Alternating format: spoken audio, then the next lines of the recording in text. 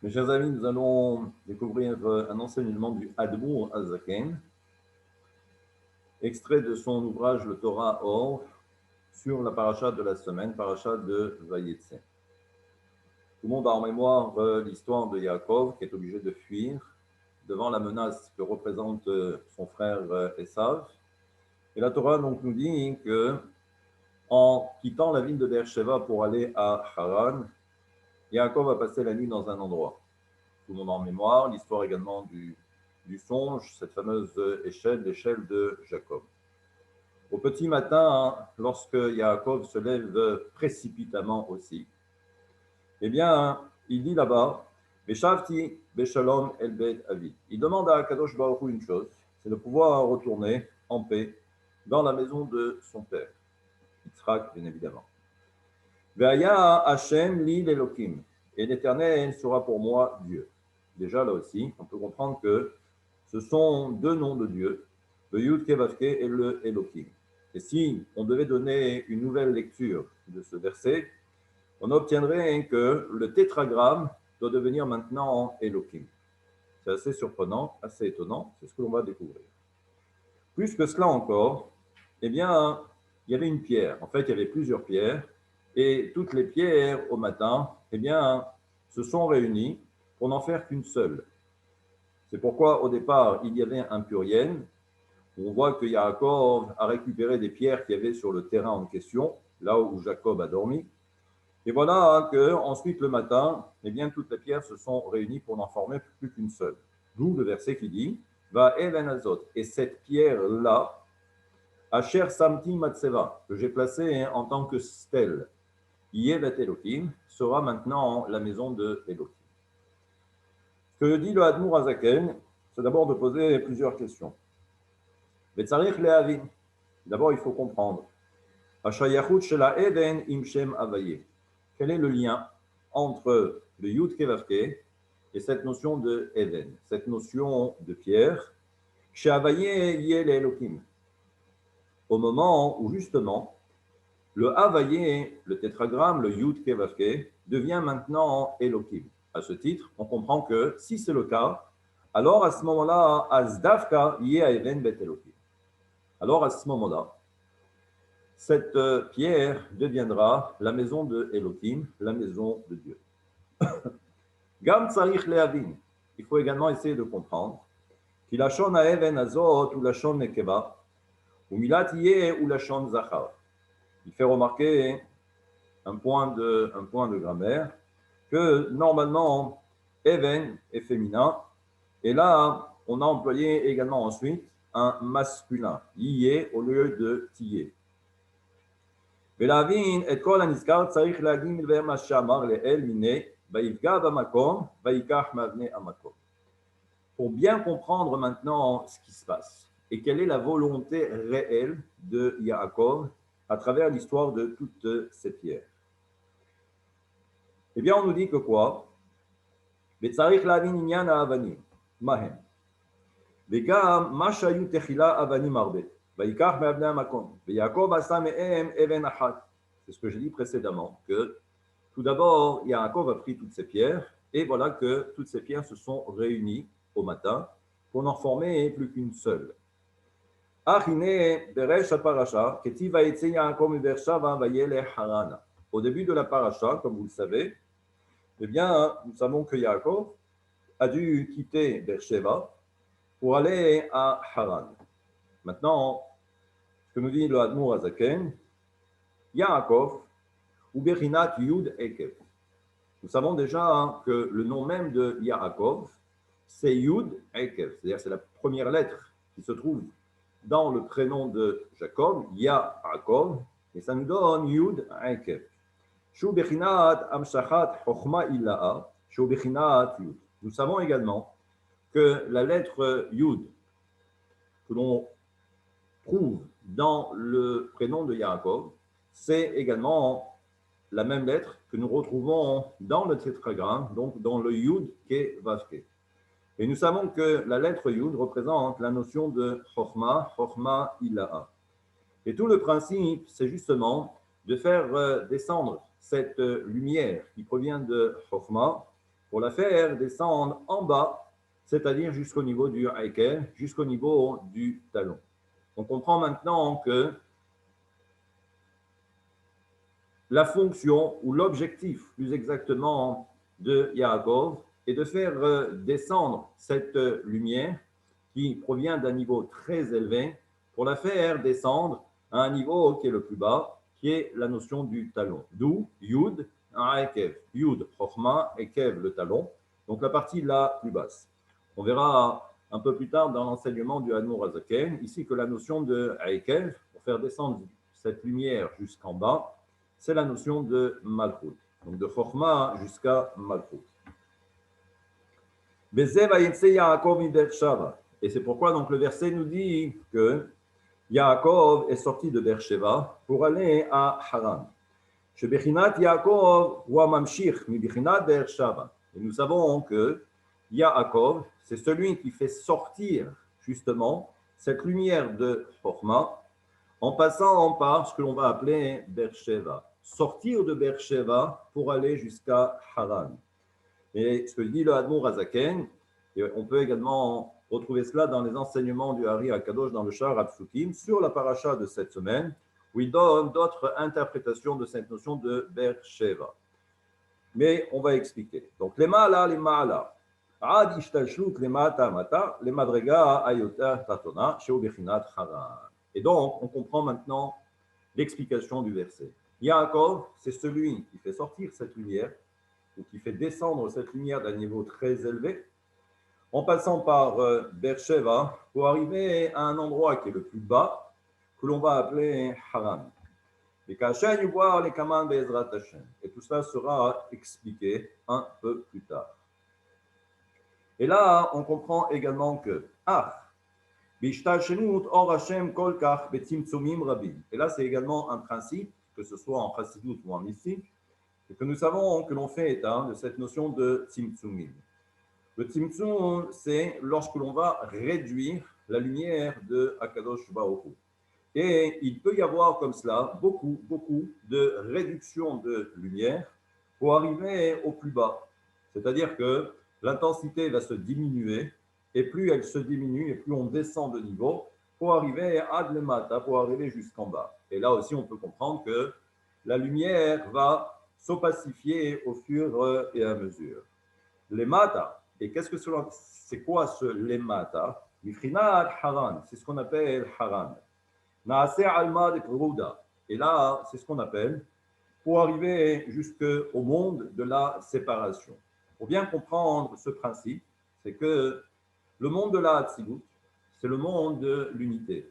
C'est le monde de la Elakut, c'est ce que dit le Admor Hazaken, mais c'est le monde de l'unité. Vous comprendrez ensuite que s'il y a le monde de l'unité, et plus on descend, et plus on arrive ensuite à partir du monde de la Bria, de Yetzira et de Asiya, et ça c'est ce que l'on va appeler le monde du Pirout, c'est le monde de la séparation.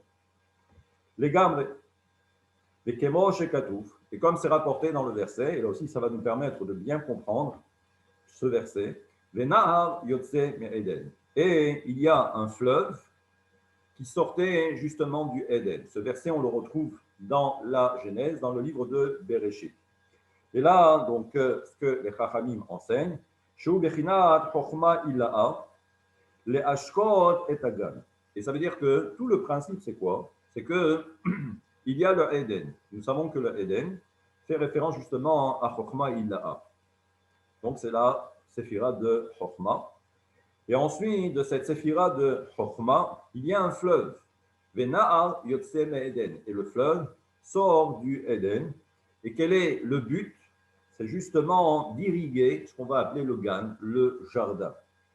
Et on comprend que jusqu'à présent, il s'agit d'une seule et même unité. Mais comme le dit le verset dans la Torah, au Misham Ipared, et là-bas nous savons que, comme le dit la Torah, qu'à partir de ce Gan et à partir de ce fleuve, vont maintenant se diviser en 4 autres fleuves. Autrement dit, on voit apparaître ici le principe de la séparation.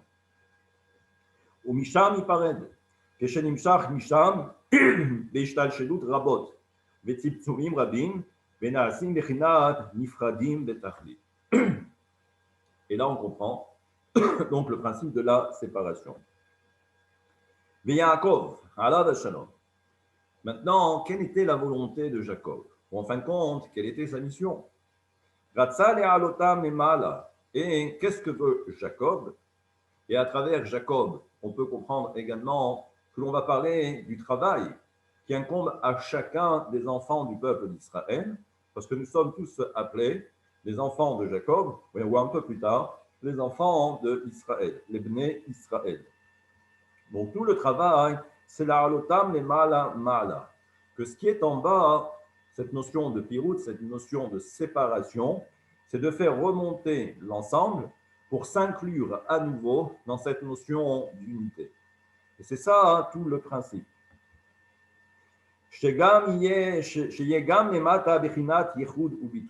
Et pour arriver à cette notion d'unité, ça aussi il faut bien comprendre, c'est un principe qui est récurrent dans les enseignements du Admour Hazaken, c'est être capable de s'annuler au profit de l'unité. On va donner un exemple très simple. Vous avez un groupe, ce groupe est uni. Dès l'instant où vous avez un seul membre de ce groupe qui décide de se dissocier, alors à ce moment-là, il s'écarte du groupe pour devenir une entité à part. Ça, c'est la notion de piroud. Et ça veut dire qu'à ce moment-là, tout le travail, c'est de faire réintégrer cet ensemble, cet élément qui est sorti du groupe pour le faire re-rentrer à l'intérieur.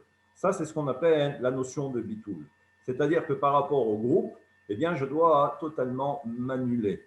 Parce que c'est la seule façon de faire partie d'un groupe, c'est d'annuler sa volonté au profit de la volonté de ce groupe. Dès l'instant où je n'accepte pas le principe, alors à ce moment-là, je me mets en retrait. Et on voit que tout le travail de Yaakov, c'est de faire en sorte justement qu'il y ait une totale unité ou une parfaite unité entre le monde de la Hatzilut et les trois autres mondes, le monde de la Bria, le monde de la Yitzira et le monde de la Asiya, pour que l'ensemble ne fasse qu'un. Et on comprend maintenant ce que dit la Torah. Vaikach me'avne amakom, que Yaakov, Jacob, a pris les pierres de l'endroit.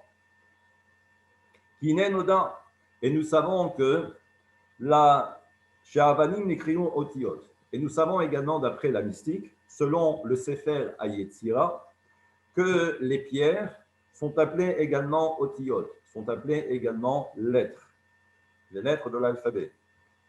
Et nous avons un principe, Sheneavanim Bonot Shete Batim. Nous savons qu'avec deux lettres, on peut former deux maisons. On va expliquer. Shalosh, c'est Shisha Batim. Avec trois lettres, on peut former 6 maisons, et ainsi de suite. Yod Kemo, chez Meavanim Arbe Naase Bait Echad. Et là, on peut comprendre que c'est le même principe. Avec plusieurs pierres, on peut véritablement construire une maison. Chez Echolim, Ladoum Betocho, et ensuite, on peut vivre à l'intérieur de cette maison. Kemochem Beotiot. Et c'est exactement le même principe, selon les Otiot, selon les lettres de l'alphabet. Arbe Naasu Tevot. Avec plusieurs lettres, on peut ensuite construire des mots. Shebaem Itlapshot Asechel. Et c'est à l'intérieur de ces mots que vont venir maintenant s'habiller à l'intérieur l'intellect. C'est-à-dire que lorsque je parle, lorsque je m'exprime, eh bien, c'est-à-dire qu'à l'intérieur des mots que je vais prononcer, c'est également l'intellect qui est associé avec chacun de ces mots. Comme si, en fin de compte, l'intellect de la personne va maintenant s'habiller dans les mots que la personne va prononcer. Et nous savons également, et là c'est le principe, c'est que les pierres représentent ce qu'on appelle le monde minéral. Il existe plusieurs niveaux. Il existe le monde minéral, donc le plus bas, le végétal. Ensuite, il y a l'animal et ensuite, il y a l'homme. Mais nous savons donc que le domaine, que le minéral, c'est la partie la plus basse. Chez Madrega et Yotel Tartona. C'est justement la Madrega, le niveau le plus bas. Mikol Adalet Yesodot. Kemochen Aotiyot. Et ce qu'il faut comprendre également, c'est que là, le Hadmour Azaken trace ce parallèle, où nous voyons que également les otiyot, les lettres de l'alphabet, par rapport au sechel, par rapport à l'intellect, à Meloubash Baem, parce que l'intellect se réfugie ou se cache à l'intérieur des lettres ou s'habille à l'intérieur des lettres. Et nous savons donc que les lettres, par rapport au sechel, eh bien, représentent cette notion de domaine. C'est comme le minéral, c'est la partie la plus basse. Et là, ce que l'Admour Azaken va maintenant essayer de démontrer, Imkol זה מאחר שהם בעלי גבול, חיותם אינו אלא מבחינת אות החטא בלבד, שהוא בחינת דומם לגמרי, לגבי שם הוויה. Maintenant, on comprend ce que veut enseigner le Admour Azaken. J'ai sauté un petit peu. C'est que vous avez pu remarquer que dans ce verset, on fait référence à Hachem, l'île Elohim, que l'Éternel sera pour moi Dieu. Autrement dit, le Yud-Ke Vav-Ke, qui devient maintenant Elohim. Le Hadmour Azaken nous fait remarquer que dès l'instant où l'on fait intervenir la notion de Tzimtzum, le Tzimtzum, encore une fois, c'est lorsque l'on va réduire la lumière de Dieu. Mais ce qu'il faut comprendre aussi, c'est que si l'on réduit, ça veut dire que l'on va également limiter. Nous savons que dès l'instant où intervient cette notion de piroud, cette notion de séparation, à ce moment-là, nous allons voir que toutes les créatures qui se sont détachées de cette notion d'unité, à ce moment-là, elles sont limitées. Elles sont limitées, c'est-à-dire que chaque créature est limitée par rapport à ce qu'elle est. Une pierre ne pourra jamais devenir une plante, et ainsi de suite. Et une plante ne pourra pas devenir un animal, et un animal ne pourra pas devenir un homme. Donc chaque créature est limitée. Cette limitation, c'est ce qui s'appelle Elohim. En mystique, en chassidut, c'est ce qui s'appelle Elohim, c'est ce qui s'apparente à la notion de Gvul et à la notion de Tzimtzum. Par contre, le Yud-Ke Vav-Ke fait référence justement à cette dimension supérieure qui représente l'unité, mais qui représente également le shoresh de toute chose, c'est-à-dire la racine de toutes les créations ou de toutes les créatures. Ça, c'est ce qu'on appelle la lumière du Ein-Sof, qui est la lumière de l'infini. והנה, השתלשלות כל העולמות וריבוי רבבות מדרגות, תלוי הכל לפי אופן צירופי האותיות. Là aussi, petite précision, c'est que lorsque l'on a parlé de l'enchaînement des mondes, parce que lorsque la lumière descend, eh bien à ce moment-là, ce sont différents mondes pour arriver jusqu'à nous, qui est le monde de la Asiya. Donc ce sont des milliers et des milliers de mondes, mais tout en sachant que chaque fois que l'on va créer un nouveau monde, eh bien c'est ce qu'on va appeler les combinaisons des otiyot, des lettres de l'alphabet. Comme si en fin de compte, pour créer, on se sert de certaines lettres qui vont permettre justement la réalisation de ce programme ou de ce projet divin. Le soleil, ce sont des otiyot, ce sont des lettres qui ont permis, en fin de compte, l'ADN spirituel qui a permis de créer justement le soleil. Et ce qui est valable pour le soleil, c'est une image, c'est un exemple, c'est valable pour toute chose. Et ça, Dvar Hashem. Et ça dépend, Dvar Hashem, ça dépend de la parole de Dieu. Comme à la création du monde, où Dieu a parlé, eh bien, on comprend que ce qui est à l'origine de toute chose, de chaque création, ou de toute création, c'est Dvar Hashem, c'est la parole de Dieu. Et donc, qu'est-ce qu'a voulu faire Jacob? C'est justement, encore une fois, c'est d'élever l'ensemble. Comme si la volonté profonde de Jacob, à travers ce passage biblique, l'histoire des pierres, eh bien, Yaakov a voulu montrer que le travail d'un homme ici-bas, c'est d'être capable d'élever, de sacraliser la matière pour que la matière, qui par définition est ce qu'on appelle piroud, c'est la séparation, c'est la limitation au niveau de la lumière, mais c'est de faire monter l'ensemble pour s'unir à l'unité. Les autres, et on voit qu'au départ, il y a plusieurs pierres. Et c'est pourquoi, en fin de compte, eh bien, Yaakov va réussir à faire en sorte que toutes ces pierres s'unissent pour n'en faire plus qu'une. Shehu Ot Ayud. Et nous savons que cette seule pierre, la pierre, à la fin, c'est celle qui représente la lettre Yud. Et c'est pourquoi Vayasem et Ra'ashota. Et dans le verset, on ne comprenait pas, on avait du mal, que lorsque Yaakov va disposer ses pierres, il va les disposer autour de sa tête. Et nous savons que la tête, ça fait référence, bien évidemment, encore une fois, à cette notion de Chokhmah. Et c'est pour cette raison aussi que si on doit faire le lien ou le rapprochement entre ce qui se passe à un niveau supérieur et également ce qui se passe ici-bas, eh bien, nous voyons qu'au niveau de l'homme, il y a cette notion de sechel, donc l'intellect, et il y a également ce qu'on appelle les midot. Les midot, ce sont les traits de caractère. Et nous savons que l'ensemble va être recouvert par quoi? Par les lettres de l'alphabet.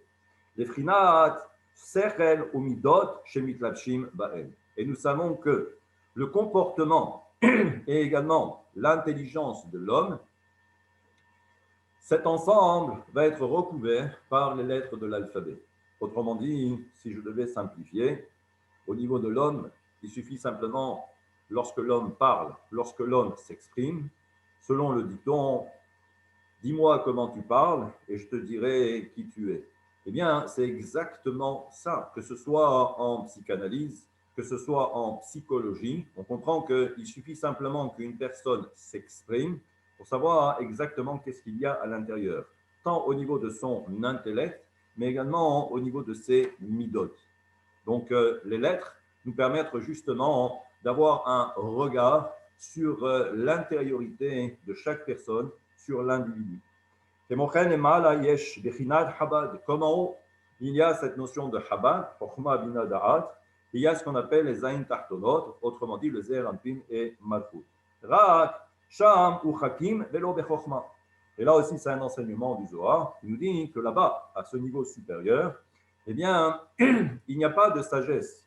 Velo Bechokhmah, il y a la sagesse, pardon. Il y a cette notion de sagesse, mais qui n'est pas une sagesse. Il y a une Bina, mais il n'y a pas de compréhension. En fait, cet enseignement du Admour Hazaken, on peut le retrouver également dans d'autres passages, simplement pour dire qu'à un niveau supérieur, qui est le principe de l'unité, là-bas, on ne fait aucune différence. C'est-à-dire que à l'intérieur, tout est mêlé. Et ça veut dire qu'il n'y a pas quelque chose qui sorte du lot, Chokhmah qui sortirait du lot pour justement s'identifier en tant que tel. Non, à l'intérieur, c'est le principe de l'unité. Bien sûr qu'il y a la sagesse, mais elle n'est pas apparente, parce qu'elle s'annule par rapport au profit de l'unité. Et c'est ça, justement, ce que voulait mettre en place Yaakov Avinu. ובחינת אות היוד, שהוא נקודה קטנה מרמז על היות שבו מתלבש בחינת חוכמה, שהוא בחינת עין וביטול בתכלית. Et là-bas, donc le Admour Hazaken continue, et il nous dit que justement, la lettre Yud, donc qui représente Chokhmah, et c'est la notion également de Bitul. C'est la notion de Bitul par rapport au Aïn, par rapport au Ensof, par rapport à l'infini. Et c'est pourquoi c'est une toute petite Yud, c'est une toute petite lettre. Quand on commence ensuite avec la lettre He, on s'aperçoit que la lettre He, c'est une lettre qui se déploie. C'est-à-dire que maintenant, eh bien, nous avons, comme si en fin de compte, on avait différents éléments dans la lettre He. Là, c'est ce qu'on appelle Itpashtut. C'est ce que va dire le Admour Hazaken. Ça, c'est ce qu'on va appeler le déploiement. Comme si en fin de compte, à l'intérieur, nous avons une unité. Et ensuite, tout ce qui est contenu à l'intérieur de cette unité se déploie. Comme si on sort de l'unité. Ce que va dire donc le Admour Hazaken, c'est que tout l'ensemble doit revenir vers cette petite lettre Yud. Et donc, d'où le principe de Yud Aekev. Le Yud, qui représente la séphira de Chokhmah, donc la notion de Bitul, la notion d'annulation, pour intégrer cette notion d'unité, faire corps avec l'ensemble. Et ensuite, Il faut faire descendre cette lumière jusqu'au talon, c'est-à-dire la partie la plus basse, mais également ces choses qui font partie d'un autre domaine, d'une autre dimension, qui est la dimension du Kiroun. Mais il faut associer l'ensemble pour que le Ekev ne soit pas séparé du Yud. Voilà en quelque sorte la première partie de cet enseignement du Anour Azaken pour essayer de comprendre. On verra demain, si Dieu veut, la suite, la notion de Bet Elohim. C'est quoi cette maison de Dieu?